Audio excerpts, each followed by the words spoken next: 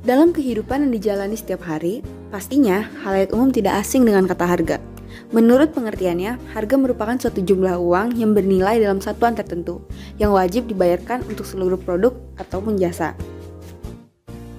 Nah, itu pengertian harga. Harga akan mengalami perubahan, misalnya harga di masa lalu dan di masa akan datang itu berbeda nilainya. Nah, dengan adanya fenomena perubahan harga tersebut, maka nilainya akan dihitung dengan cara mencatatnya terlebih dahulu. Dengan setelah diketahui keseluruhan harga yang mengalami perubahan tersebut, maka langkah selanjutnya adalah mencari rata-ratanya. Dengan demikian, hal tersebut disebut sebagai indeks harga. Lantas, apa kegunaannya indeks harga dalam kehidupan sehari-hari? Yang pertama, indeks harga dapat menunjukkan secara tepat tentang tren perdagangan.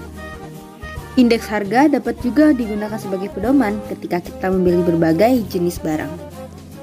Selanjutnya ada inflasi, yaitu suatu proses di mana meningkatnya harga-harga secara terus-menerus yang disebabkan oleh berbagai faktor, antara lain konsumsi masyarakat yang meningkat, dan juga ada ketidaklancaran dalam distribusi, dan sebagainya.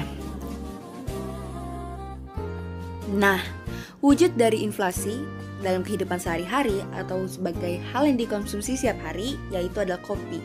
Peminat dari kopi sendiri sangat beragam, mulai dari pegawai kantoran, mahasiswa, dan lainnya. Mungkin di 5 tahun belakang, kopi masih hanya sebuah teman saat berbincang, sekaligus berkumpul bersama teman.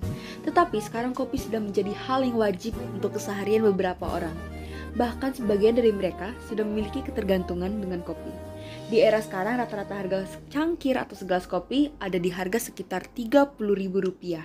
Nah, harga tersebut berpotensi mengalami kenaikan setiap tahunnya dikarenakan adanya inflasi tersebut.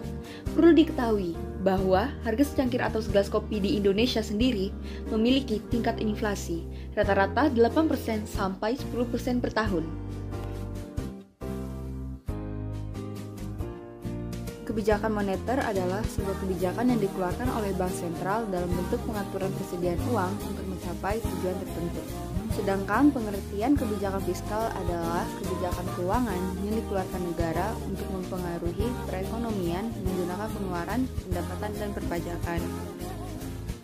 Kebijakan moneter dan kebijakan fiskal diterapkan di Indonesia untuk mengatasi permasalahan ekonomi yang sedang atau mungkin terjadi. Tentu saja, pengaruh ekonomi ini akan berdampak dalam dunia usaha juga. Perputaran ekonomi berasal dari terjadinya transaksi bisnis, baik UKM maupun korporasi.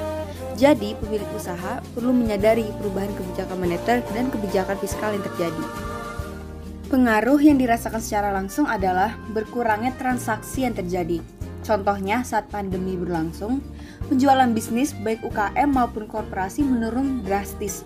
Pemerintah yang berjuang untuk mengembalikan perekonomian juga mulai kesulitan, sehingga pemilik bisnis harus memutar otak agar bisnis bisa bertahan selama pandemi. Nah, banyak sekali kan yang dapat diterapkan dari materi yang saya sampaikan di video ini dalam kehidupan sehari-hari. Saya, Nathaniel Iskandar dari 11 IPS 1, berterima kasih kepada Anda bila Anda telah menonton video saya sampai akhir. Saya harap video ini dapat bermanfaat bagi pengetahuan Anda. Wassalamualaikum warahmatullahi wabarakatuh.